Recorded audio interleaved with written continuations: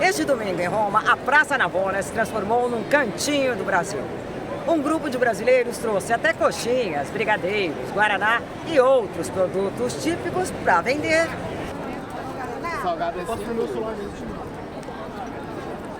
O que vocês têm? Nós temos agora esfirra, quibe e empada de frango. Coxinha. Coxinha acabou. Moça, muito obrigada, tá?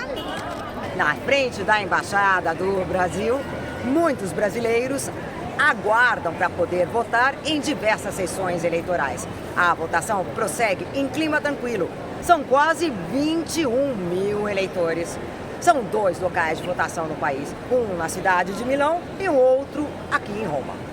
A jurisdição de Roma é responsável pelas 12 regiões do centro e do sul do país, enquanto a de Milão cuida das 8 regiões do norte. Portanto, os brasileiros que vivem distantes de Milão ou da capital têm que viajar pagando as próprias despesas para poder votar. De onde você vem? Eu vim de Paris para votar aqui em Roma. Minha residência está aqui em Roma.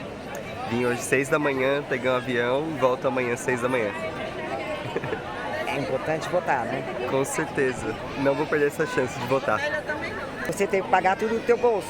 Sim. Sim. Eu me chamo Kênia Posidônio Quintino, moro aqui na Itália já há 12 anos, a Firenze, e hoje vim exercer o meu direito de cidadã brasileira, vim votar. Quanto é que você pagou a passagem de volta?